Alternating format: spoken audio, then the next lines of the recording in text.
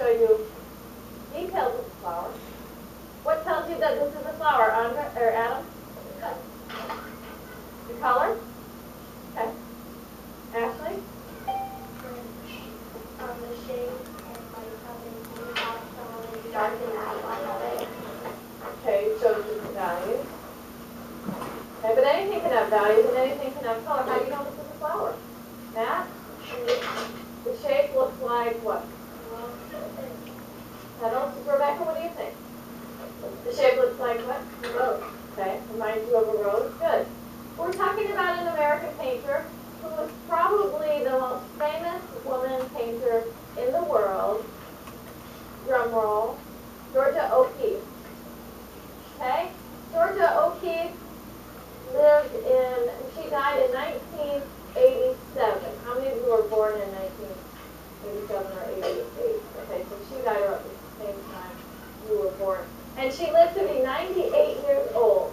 She was a beautiful, beautiful painter. And she lived part of her life in New York City. And another part of her life, she traveled all the way to New Mexico. And she lived in two completely different parts of the world. Not in the world, in different parts of the United States. A crazy big city like New York. And then, when she went to New Mexico, she lived out in the desert. And she loved them both. She lived the last half of her life in New Mexico. Let me show you a picture of her. This is Georgia. That's Georgia.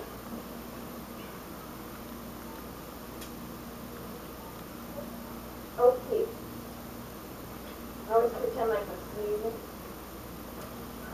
Like, oh, that's how I teach the kindergarten students today. And Georgia loved to paint about the things that were around her. When she was in New York, she painted about the big city. And we have this painting right here called The Shelton in the Sunspot. So she painted the big building. But she had a special way of painting that changed objects so they didn't look exactly real. What do we call that when something isn't exactly real looking? Adam. Yeah, okay, but when we're looking at artwork, there's a special word.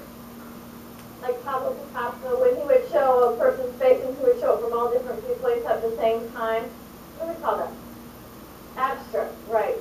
And Georgia would pretend, when she painted her flowers, she would pretend she was painting it from maybe a bumblebee point of view. Because that bumblebee would go inside the flower and everything to the bee would look giant. And that's what she would do to the flower paint. She would take a small flower and she would enlarge it so that it was huge. This painting, for example, is probably as big as that screen up there. Okay? Kind of like thinking that she wanted people to notice the small things around you, especially the small things in nature. And kind of like thinking about the movie Honey, I Shrunk the Kids. How even a tiny blade of grass would look like a giant, giant tree if you were the size of what? Maybe an ant. What else is in the movie that can help us understand how she changed sizes? What? What? It's like a big bucket of water in front of you, just huge rock. Okay? Think about that. How many of you really take time to look inside the center of the flower to notice all the little tiny details and all the shapes and the little lines? Georgia wanted you to stop and notice those small things. Take a look at a couple more of her paintings. And she was really one of the first people to do this. Of course, Pablo Picasso was painted in an abstract way, but Georgia had a different way of looking at things too. People weren't used to seeing flowers painted as big as the screen up there. She was enlarged, she was abstract. She also liked to paint gold. Every morning when she was living in the desert, she would go out for a desert walk, and she'd walk around and pick up things on her walk, maybe rocks or sometimes skulls and bones that were left just lying around. And she would pick them up and she would take them back to her studio and she would paint them. And she especially loves to hold the bones up into the sky. Then she was in New Mexico, the sky is bright blue every single day. Beautiful. And so she would look at the holes in the bones and she would make the bones look like they were floating in the blue sky. Or kind of like this picture here. I'll show you.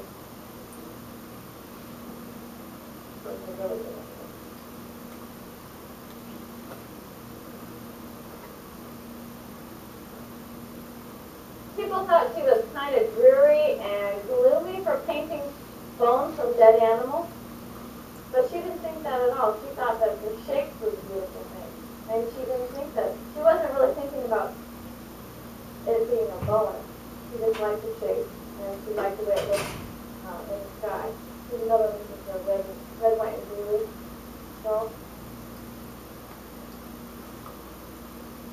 And here's more of what the architecture looked like in New Mexico. So look at that one, and then you look at the one of the skyscraper. You can kind of see the difference. Sort of the same color. This is painting what was around it. This is the same. This one, they made a postage stamp from. Well, what you're going to do today is you're going to pretend you are a bee or an ant, and you're going to take a flower and enlarge it so big that it becomes abstract on your paper. Okay? I'll show you some examples. You take a flower. One last picture of it. It's called white trumpet flower. You're going to paint it so big, or you're going to draw it so big that the petals might go off the paper. You're not going to worry about painting a stem. You're not going to worry about painting leaves. Okay, what's important are the details in the middle. The small, tiny details. You're going to pretend your eyes are like a magnifying